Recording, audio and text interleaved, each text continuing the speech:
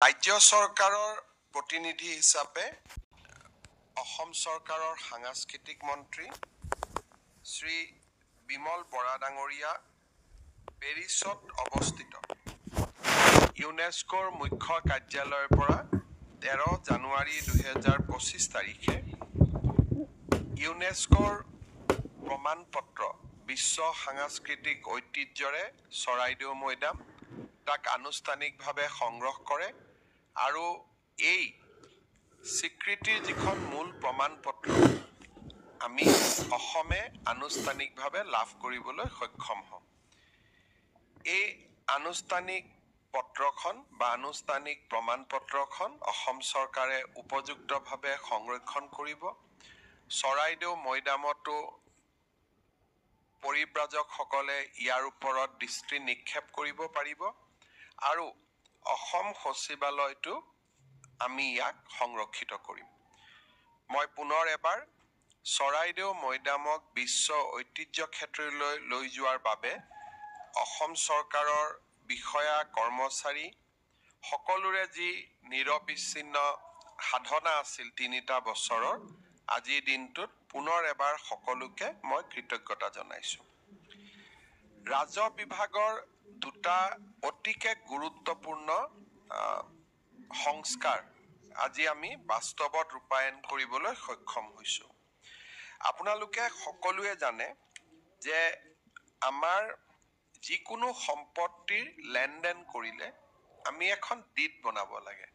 Sale deed বুলি কওক, mortgage did বুলি কওক, লিজ ডিড বুলি কওক।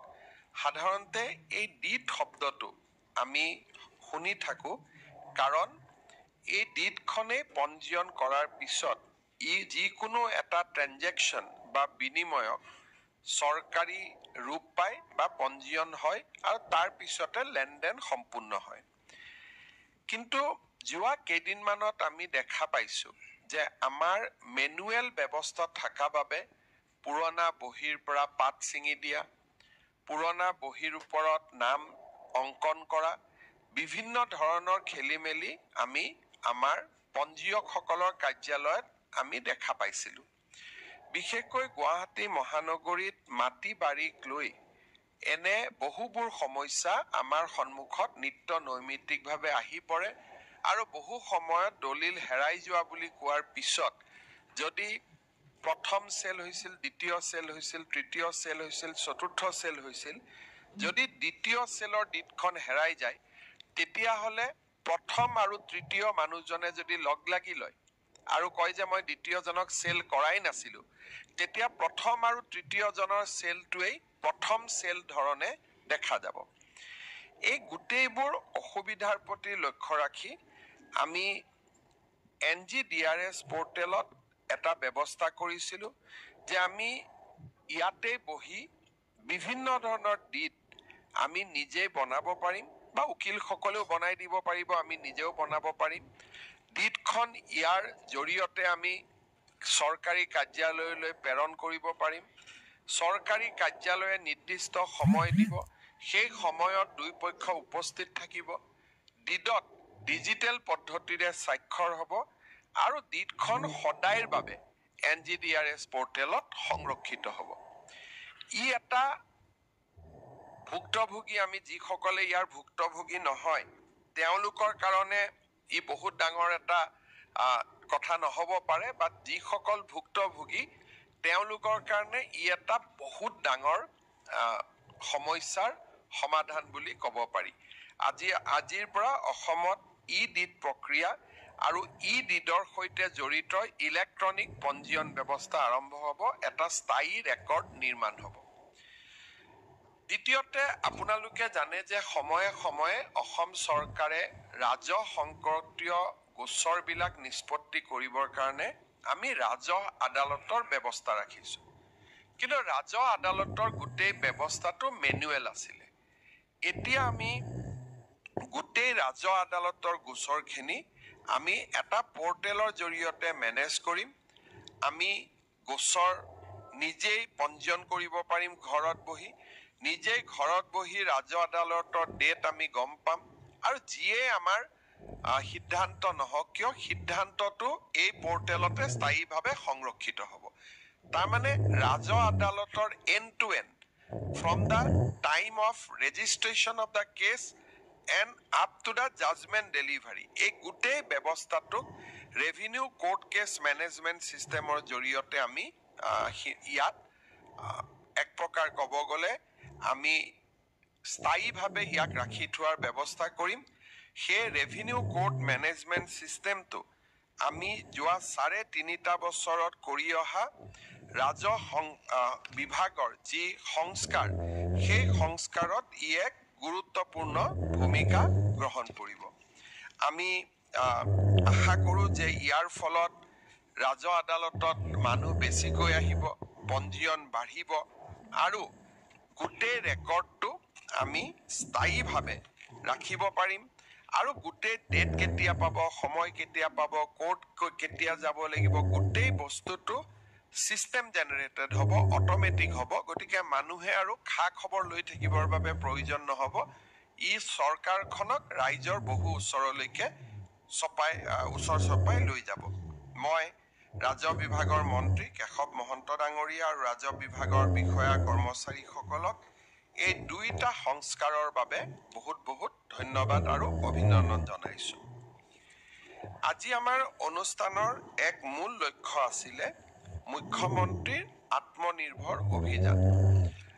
আপোনালোকে জানে যে ৰাজ্য চৰকাৰৰ বাজেটত আমি ঘোষণা কৰিছিলোঁ যে 2 লাখ যুৱকক আমি আত্মসংস্থাপনৰ বাবে 2 লাখ টকাৰ আমি সহায় বা সাহায্য আমি দিম আৰু তাৰ মূল ধাৰণাটো হ'ব যে 1 লাখ সাহায্য আৰু 1 লাখ টকাৰ ঋণ। কিন্তু ঋণো খুব 5 বছৰত সৰু সৰু ইনষ্টলমেণ্টত উইদাউট ইণ্টাৰেষ্ট আমাক উভতাই দিব। তাৰমানে এটা মাহত খুব বেছি ক'ব গ'লে 4,000 টকা ইনষ্টলমেণ্ট হ'ব আৰু তাত কোনো সুদ নাথাকিব। 2 লাখ টকালৈকে 2 লাখ যুৱকলৈকে যোৱাৰ আগতে আমি প্ৰাৰম্ভিকভাৱে 25,000 যুৱকক এই সাহায্য আগবঢ়াইছিলোঁ। তেওঁলোকক প্ৰথমতে আমি যোৱা বছৰ 1 লাখ টকা আগবঢ়াইছিলোঁ আৰু এই বছৰ আমি তেওঁলোকক 1 লাখ টকাৰ দ্বিতীয় কিস্তি প্ৰদান কৰিম ছেপ্টেম্বৰ অক্টোবৰ মাহত। কিন্তু তাৰ আগতে এই গোটেই ব্যৱস্থাটো যাতে যুৱক যুৱতীসকলে বিশেষকৈ একাংশ যুৱক যুৱতীয়ে যাতে মোবাইল আদি কিনাত খৰচ নকৰে আৰু তেওঁলোকক যাতে আমি সঁচাকৈ মেণ্টৰিং কৰিব পাৰোঁ ভাল কাম কৰাৰ কাৰণে, সেইকাৰণে আমি গোটেই ৰাজ্যতে CM ফেলো আমি নিযুক্তি কৰিছিলোঁ আৰু CM ফেলোসকলে এই সাহায্য পোৱা বা আত্মনিৰ্ভৰ অসমত লোন আৰু সাহায্য পোৱা যুৱকসকলৰ লগত কথা বতৰা পাতি থাকে, ফলো আপ কৰে। এই ব্যৱস্থাৰ কাৰণে এইবাৰ আমি ৰাজ্যখনত বহুতো CM AAA পোৱা যুৱক যুৱতীয়ে চিৰিয়াছলি কাম কাজ কৰা দেখা পাইছোঁ। ইনফেক্ট মই আজিও এখন সভাত এজন যুৱকক লগ পাই আহিছিলোঁ। তেওঁ মোক কৈছিলে যে CM AAAৰ দ্বিতীয় ইনষ্টলমেণ্টটো কেতিয়া দিব? মই ক'লোঁ, বাবা তুমি তেতিয়া পাবা যেতিয়া এই 1 লাখ টকাৰ ভাল ব্যৱহাৰ হয়। বোলে মোক তেওঁ ক'লে যে দাদা 1 লাখ টকা মই নিজৰ পৰা আৰু আপোনাৰ পৰা পোৱা 1 লাখ 2 লাখ টকা মই ইতিমধ্যে লগাই কাম আৰম্ভ কৰিছোঁ আৰু মোৰ ব্যৱসায় ভালো হৈছে।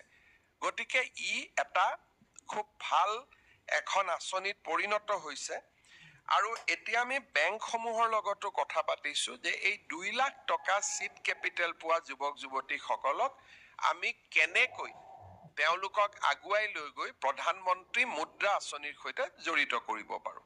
সেই প্ৰক্ৰিয়াটো চলি থাকোঁতেই আমি যিহেতু আমাৰ 2 লাখ লক্ষ্য 25,000ক আমি দিলোঁ, আমি আৰু 75,000 যুৱক যুৱতীক ঋণ দিয়াৰ বাবে সাহায্য দিবৰ বাবে আমি নতুন পঞ্জীয়ন আমি মুকলি কৰি দিছিলোঁ। ইয়াৰ নিয়মটো হ'ল যে প্ৰথমে তেওঁলোকে পঞ্জীয়ন কৰে, ৰেজিষ্ট্ৰেশ্যন কৰে।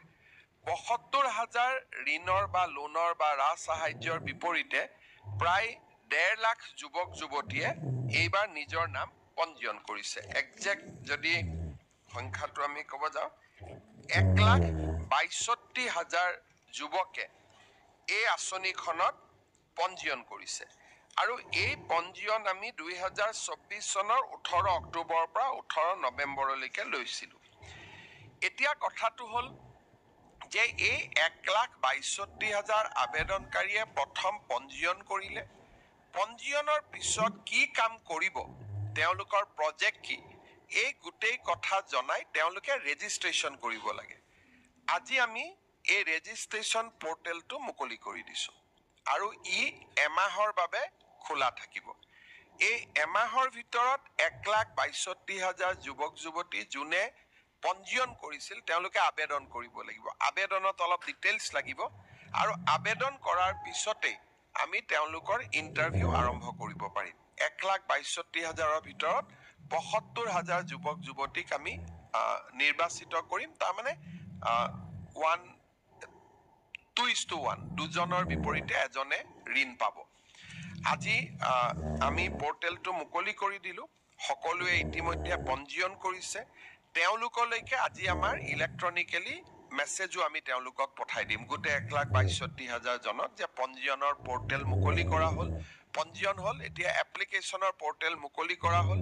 তেওঁলোকে মোবাইলত মেছেজো পাব, সংবাদ মাধ্যমৰ জৰিয়তেও গম পাব আৰু উদ্যোগ বিভাগে বিজ্ঞাপন আদিও দিব, যাতে ১,৬২,০০০ যুৱকক আমি পঞ্জীয়নলৈকে আনিব পাৰোঁ। ২৫,০০০, ৭৫,০০০ এই দুইটা আঁচনি যদি আমি সফল কৰিব পাৰোঁ আৰু টকা পইচাৰ যদি অপব্যয় হোৱাৰ বাতৰি নাহে, তেতিয়াহ'লে ভৱিষ্যতে আৰু ১,০০,০০০ যুৱক যুৱতীৰ কাৰণে আমি ৰাস্তা খুলি থৈছোঁ। গতিকে এই আঁচনিখন সফল হোৱাটো অতিকে প্ৰয়োজনীয়। মই এতিয়া আপোনালোকক আজি প্ৰধানমন্ত্ৰী নৰেন্দ্ৰ মোদী ডাঙৰীয়া আৰু বিত্তমন্ত্ৰী নিৰ্মলা সীতাৰমণ ডাঙৰীয়ানীয়ে যি বাজেট লোকসভাত প্ৰস্তাৱ কৰিলে, সেই বাজেটখনৰ ওপৰত মই কেইটামান কথা আপোনালোকক ক'ব খুজিছোঁ। বাজেটত দেশৰ বাবে এইবাৰ 10.1% গ্ৰোথ, GDP গ্ৰোথ ধাৰ্য কৰা হৈছে, against the GDP growth of 9.7% in the revised estimate of 2024-25, অৰ্থাৎ দেশখনৰ অৰ্থনীতি 10% আধাৰত বৃদ্ধি হ'ব। ফিস্কেল ডেফিচিট 4.8ৰ পৰা 4.4%লৈকে কমিব আৰু কেপিটেল এক্সপেণ্ডিচাৰ 10 লাখ কোটিৰ পৰা 11 লাখ কোটি টকালৈকে বৃদ্ধি কৰা হ'ব। আৰু মাৰ্কেট বৰোয়িং, যাক নেকি আমি ঋণ বুলি কওঁ, কেন্দ্ৰীয় চৰকাৰে এইবাৰ 11 লাখ কোটি টকা ঋণ ল'ব বিভিন্ন ডেভেলপমেণ্টৰ কামসমূহ আগবঢ়াই লৈ যাবলৈ। ৰাজ্য চৰকাৰসমূহক এইবাৰ আগবঢ়োৱা যি পুঁজি, অসমে 2024-25ত টেক্স ডিভলিউশ্যনৰ জৰিয়তে আমি 40,000 কোটি টকা লাভ কৰিছিলোঁ। এইবাৰ কেন্দ্ৰীয় বাজেটত এই পুঁজিৰ পৰিমাণ 44,500 কোটি টকা ধাৰ্য কৰা হৈছে, অৰ্থাৎ আমাৰ ৰাজ্যখনলৈকে অতিৰিক্তভাৱে 4,500 কোটি টকা আমাৰ ৰাজ্যলৈ অহা বছৰ আহিব। ইয়াৰ উপৰিও ভাৰত চৰকাৰে ৰাজ্যসমূহক এটা বিশেষ ঋণ দিয়ে, যি ঋণ 50 বছৰ পিছত উভতাই দিব লাগিব আৰু ঋণৰ সুদ কেন্দ্ৰীয় চৰকাৰে দিব। অৰ্থাৎ আজি যদি আমি 5,000 টকা লওঁ, 5,000 কোটি টকা আমি যদি হাতত লওঁ, 50 বছৰ পিছত ইয়াৰ মূল্যটো 200 কোটিও নাথাকেগৈ, বিকজ অফ ইনফ্লেশ্যন। সেইকাৰণে যদিও নামত লোন, ই এক প্ৰকাৰ গ্ৰাণ্ট। আৰু এই দিশত যোৱাবাৰ ভাৰত চৰকাৰে গোটেই দেশৰ ৰাজ্যসমূহৰ বাবে 1.5 লাখ কোটি টকাৰ ব্যৱস্থা কৰিছিল। এইবাৰো একে ধন তেওঁলোকে বাজেটত ৰাখিছে, ফলত ভাৰতৰ ৰাজ্যসমূহ যথেষ্ট পৰিমাণে উপকৃত হ'ব। বিশেষকৈ কেপিটেল এক্সপেণ্ডিচাৰ আমাৰ ৰাজ্যৰ স্তৰতো বাঢ়িব। এইবাৰ বাজেটৰ এটা মুখ্য দিশ হৈছে যে মধ্যবিত্ত আৰু নিম্ন মধ্যবিত্ত সমাজলৈ সকাহ। 12 লাখ টকাৰ লৈকে আমাৰ কোনো ৰাইজে এতিয়াৰ পৰা ইনকাম টেক্স দিব নালাগিব 12 লাখ টকালৈকে ইনকাম টেক্স ৰেহাই দিয়াৰ মিনিংটো হৈছে যে তৃতীয় আৰু চতুৰ্থ শ্ৰেণীৰ কোনো কৰ্মচাৰীয়ে এতিয়া ইনকাম টেক্স দিব নালাগে জুনে মাহত 1 লাখ টকা দৰমহা পায় তেওঁলোকেহে ইনকাম টেক্স দিব লাগিব তানে 12 লাখ টকা বছৰ আৰু মাহত 1 লাখ টকা উপাৰ্জন নকৰা কোনো ব্যক্তিয়ে এইবাৰ আৰু আয়কৰ দিব নালাগে ইয়াৰ ফলত মই এক প্ৰকাৰ দেখা পাওঁ যে আমাৰ চৰকাৰী কৰ্মচাৰী প্ৰায় সকলোৱে টেক্স আউটাৰ পৰা যাৰ বহুত দিন চাকৰি হোৱা নাই বিশেষকৈ নতুনকৈ চাকৰি যোগদান কৰা 5 বছৰ 10 বছৰ 15 বছৰ চাকৰি কৰা কোনো লোকে ইনকাম টেক্স দিব নালাগিব ব্যক্তিগত খণ্ডটো উদ্যোগসমূহতো কাম কৰা খুব কম মানুহে ইনকাম টেক্স দিব লাগিব এক প্ৰকাৰ খুব ভাল ফাৰ্স্ট ক্লাস কন্ট্ৰাক্ট নকৰা বা ভাল কোনোবাই ব্যৱসায় নকৰিলে ইনকাম টেক্স দিয়াৰ প্ৰয়োজনীয়তাটো বহু পৰিমাণে নোহোৱা হ'ব ই ভাৰতৰ মধ্যবিত্ত সমাজখনলৈ এক বিশাল সকাহ যদি আপোনালোকে কংগ্ৰেছ চৰকাৰৰ দিনত চাই 75 বছৰ বা 60 বছৰ তেওঁলোকে চৰকাৰ চলোৱাৰ পিছত ইয়াক 3 লাখ টকালৈকেহে লৈ যাব পাৰিছিল মোদী ডাঙৰীয়াই প্ৰথমতে 5 লাখ তাৰ পিছত 7 লাখ এতিয়া 12 লাখ টকালৈকে ইনকাম টেক্সৰ পৰা সাধাৰণ ৰাইজক ৰেহাই দি মধ্যবিত্ত সমাজখনলৈ এক বহুত ডাঙৰ সকাহ দিবলৈ সক্ষম হ'ল এই বাজেটত অসমৰ কাৰণে দুটা বিশেষ গুৰুত্বপূৰ্ণ ঘোষণাই আমাক সকলোকে আনন্দিত কৰিছে আমাৰ ৰাজ্যত উদ্যোগীকৰণৰ এটা নতুন বাতাবৰণ টাটাৰ সেমিকন্ডাক্টৰ ইণ্ডাষ্ট্ৰি দি আৰম্ভ হৈছিল আৰু বহুতৰ মনত ধাৰণা আছিল যে এটা কিবা কৰি আহিলে আৰু এই আৰম্ভণি শেষ কিন্তু ইয়াক আমি মেইনটেইন কৰিব পাৰিছো 27000 কোটি টকা ব্যয়েৰে সেমিকন্ডাক্টৰ ইণ্ডাষ্ট্ৰি অহাৰ পিছত এইবাৰ প্ৰায় 12000 কোটি টকা ব্যয়েৰে এডভান্টেজ আসাম 2.0 প্ৰাৰম্ভণিতে আমাৰ হিন্দুস্তান ফাৰ্টিলাইজাৰ কৰ্পোৰেচনক নতুন ধৰণে নিৰ্মাণ কৰা বা ব্ৰহ্মপুত্ৰ ভেলী ফাৰ্টিলাইজাৰ কৰ্পোৰেচনক নতুন ধৰণে নিৰ্মাণ কৰাৰ ঘোষণা আজি আনুষ্ঠানিকভাৱে কৰা হ'ল আগৰ যি বিভিচিএল আছিল বা পুৰণা যি সাৰ কাৰখানা আছিল হি সম্পূৰ্ণ তাৰ পৰা সম্পূৰ্ণভাৱে পৃথক এটা নতুন সাৰ কাৰখানা নামৰূপত গঢ়ি তোলা হ'ব আগত বিভিচিএল যি আছিলে তাৰ ইউৰিয়াৰ প্ৰডাকশন কেপাসিটি আছিল খুব টানি মানি 2 লাখ মেট্ৰিক টন এইবাৰ আমি প্ৰস্তাৱ কৰিছো 12.75 লাখ মেট্ৰিক টন তাৰমানে 13 লাখ মেট্ৰিক টন আমি ইউৰিয়া আৰু আদাৰ ৰিলেভেন্ট ফাৰ্টিলাইজাৰ আমি তাত নিৰ্মাণ কৰিব পাৰিম আৰু ইয়াৰ যেটো নতুন ব্যৱস্থা হ'ব সেই ব্যৱস্থাত ৰাজ্য চৰকাৰৰো 40% অংশীদাৰিত্ব থাকিব আৰু ইয়াৰ নাম কি হ'ব নতুন নাম হ'ব পুৰণা নাম থাকিব আলোচনা হ'ব কিন্তু সম্পূৰ্ণ এটা পৃথক এটা নতুন সাৰ কাৰখানা হ'ব আৰু বৰ্তমানৰ ব্ৰহ্মপুত্ৰ ভেলী যেটো সাৰ কাৰখানা আছে তেওঁলোকৰ 11% হে ইয়াত কন্ট্ৰিবিউশন থাকিব অৰ্থাৎ বহুতে আগত কয় যে চতুৰ্থ ইউনিট হ'ব নেকি থাৰ্ড ইউনিট হ'ব নেকি ইয়াত কোনো থাৰ্ড ফৰ্থ ইউনিট নহয় it will be a brand new greenfield urea plant completely এটা নতুন সাৰ কাৰখানা নতুন টেকনলজি দি নতুন ইকুইপমেন্টেৰে ইয়াক নিৰ্মাণ কৰা হ'ব আৰু আমি ভাবো যে এডভান্টেজ অসমৰ সময়ত আৰু এটা সঠিক ৰূপ আমাৰ সন্মুখত আহিব কেন্দ্ৰীয় মন্ত্ৰী নিৰ্মলা সীতাৰমণ ডাঙৰীয়ানী সাৰ আৰু ৰাসায়ন বিভাগৰ মন্ত্ৰী জেপি নাড্ডা আৰু ভাৰতৰ প্ৰধানমন্ত্ৰী নৰেন্দ্ৰ মোদী ডাঙৰীয়াক মই বিশেষভাৱে ধন্যবাদ জনাইছো আজিৰ কেন্দ্ৰীয় বাজেটত অসমৰ বানপানীৰ সমস্যাৰ সমাধানৰ ক্ষেত্ৰত নিৰন্তৰ সহযোগিতাৰ কথা আকৌ এবাৰ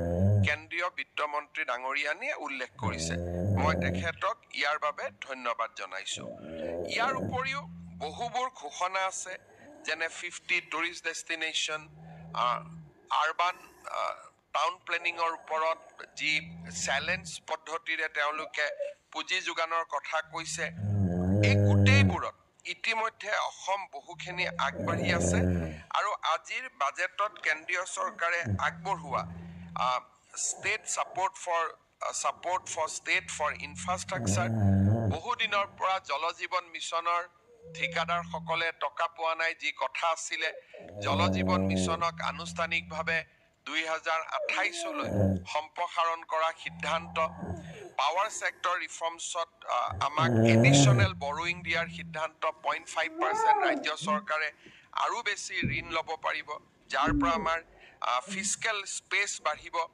আৰবান চেলেঞ্জ ফাণ্ড যাৰ জৰিয়তে আমি জাগিৰোড আৰু পলাশবাৰীক দুখন ছেটেলাইট টাউনশ্বিপ নিৰ্মাণৰ কথা কৈছোঁ তাৰ বিষয়ে আজি উল্লেখ কৰা হৈছে উডান ৰিজনেল কানেক্টিভিটিৰ কথা উল্লেখ কৰা হৈছে national geospatial mission Gyan Bharatam mission Bharat trade net warehousing facility for air cargo national framework for global capacity centre এই গোটেইবিলাকৰ জৰিয়তে আমি বহুখিনি আগবাঢ়ি যাব পাৰিম আৰু প্ৰত্যেকটো আঁচনিৰ সুফল আমি অসমলৈ লৈ আহিব পাৰিম आज जो भारत की सम्मानीय वित्त मंत्री निर्मला सीतारमन जी ने जो बजट पेश किया है वो बजट का सारे जो प्रस्ताव है सारे प्रस्ताव को मैं स्वागत करता हूँ खास करके 12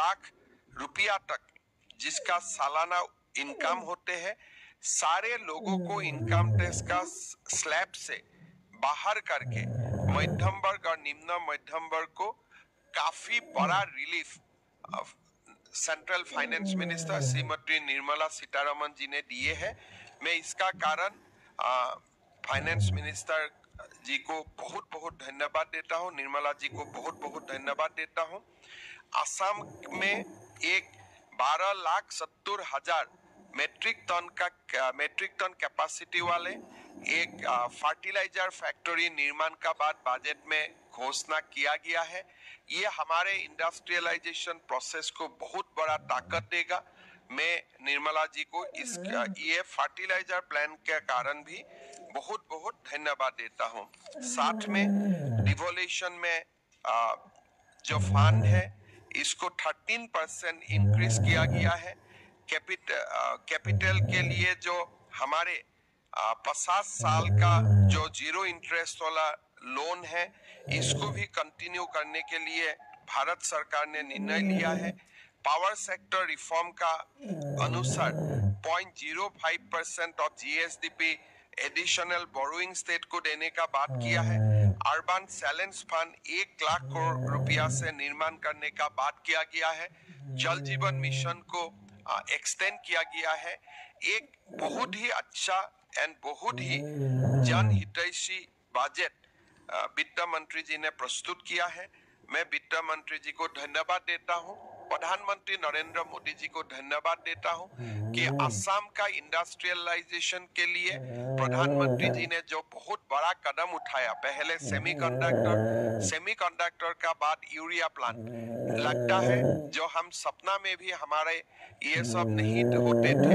हमारे जो असम वासियों का जो सपना से भी 2 कदम आगे जाके प्रधानमंत्री जी ने आसाम और उत्तर पूर्व का विकास के लिए काम शुरू किया है मैं प्रधानमंत्री जी को बहुत बहुत धन्यवाद देता हूं আপোনালোকে যদি কিবা খুদিব খুজা খুদিব Mr. Chief Minister, a very happy birthday to you. My question is related to the budget itself. Today, it has been seen that it is a very development-oriented budget for the Northeast as a whole. And you have brought in some key reforms as far as policy measures are concerned yesterday. So do you think that this budget and the policy reforms that you have proposed yesterday will give a further boost to the proposed Advantage Assam? You see, we are working hand to hand along with the central government. So I am sure that before Advantage Assam 2.0, there will be series of announcement from the central government. So today's announcement has come in a very right moment. However, based on my discussion with my central leadership, I am sure there will be many more announcements. At least 5 or 6 there will be important announcement in run up to the Advantage Assam conclave and I am sure that both investment and infrastructure in both count Assam will have a lot of reason to smile, and will continue to do that. So far as our policy is concerned, I'd like to again stress the word double engine. So the entire idea of Prime Minister is to ensure that both state and central government work together. So all our policy decisions are complementary to the policy decision of the central government. So whatever central government announced, we supplement that, we complement that, and we try to ensure that its impact is more visible in less period of time.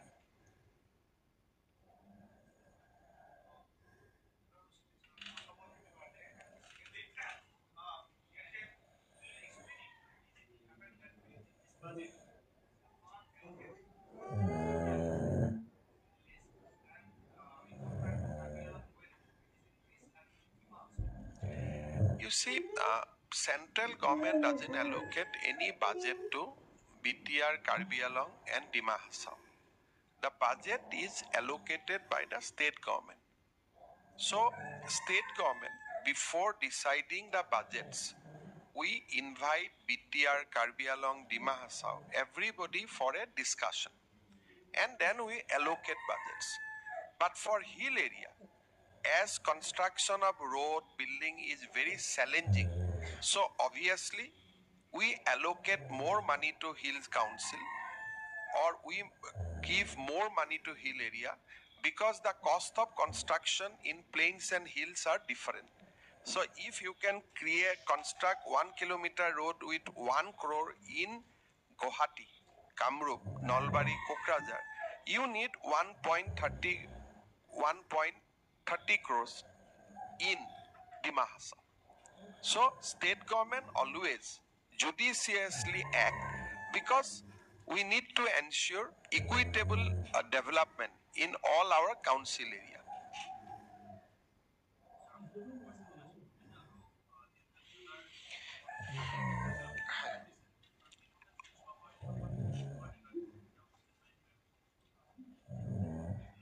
মই একো ভাবা নাই, বিশেষকৈ যি কিতাপ বাতৰিয়ে অসমখনক আগুৱাই লৈ নাযায় বা পিছুৱাই লৈ নাযায়, তেনেকুৱা কথা বতৰা চৰকাৰৰ পৰ্যায়ত আলোচনা কৰা নহয়। চৰকাৰে তাকে আলোচনা কৰে যে কিতাপ কিনাৰ কাৰণে আমি কেনেকুৱা পৰিৱেশ কৰিব পাৰোঁ, গ্ৰন্থমেলা কৰিব পাৰোঁ। এতিয়া সাংবাদিক বিজু ডেকাই কি লিখিছে, কি লিখা নাই, মোৰ নলেজতো নাই, আৰু মই কেতিয়াও এইবিলাকৰ ওপৰত কথাও পতা নাই।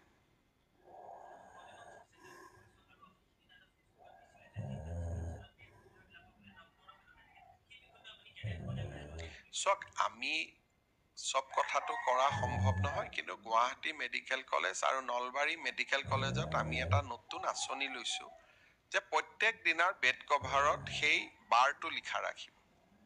তেতিয়া এজন পেচেণ্টে ক'ব পাৰিব যে আজিতো বুধবাৰ, গতিকে বেডশ্বীটখনত বুধবাৰ লিখা থাকিব লাগে। নেক্সট দিনা বৃহস্পতিবাৰ লিখা থাকিব। তাৰ মিনিং এইটোৱে হ'ব যে এখন বেড কভাৰ দুদিন ইউজ নহ'ব, এখন বেড কভাৰ এদিনে ইউজ হ'ব। কিন্তু সকলো হস্পিটালত এইটো কৰা সম্ভৱো নহয়, কাৰণ তাৰ কাৰণে ৱাশ্বিঙৰ ছিষ্টেম লাগিব, বহুত বেছি চাফ চিকুণতা লাগিব। আমি অসমৰ মেডিকেল কলেজখিনিত এই ব্যৱস্থাটো প্ৰৱৰ্তন কৰাৰ বাবে চিন্তা কৰিছোঁ, আৰু ইতিমধ্যে নলবাৰী আৰু গুৱাহাটী মেডিকেল কলেজত ইয়াক প্ৰৱৰ্তন কৰা হৈছে। Happy birthday, sir. This is my question related to union budget. LOP leader Rahul Gandhi has stated that budget is a temporary band-aid to a bullet wound, and it is a very short-sighted budget. So, what will be your reaction? I think Congress party should not criticize this budget at all. They should see how much they have granted relief to the middle class.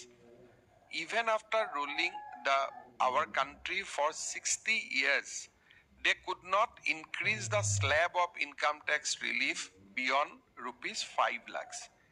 Today, Honorable Union Finance Minister has not only exempted middle class, both lower middle class, upper middle class, from the tax net, giving a huge relief. She also granted more devolution to the states. She has talked about various technology. She talks about agriculture, and she has reduced prices of various medicines related to the cancer treatment. So this budget has everything for agriculturists, for farmers, for workers, for students, for states, for middle class, for lower middle class. So I think these comments are politically motivated, reflects Rahul zero knowledge on the economy of a country. ঠিক আছে হ'ব সকলোকে ধন্যবাদ জনালো আৰু সাংবাদিক মেল আমি ইমানতে সামৰণি মাৰিছো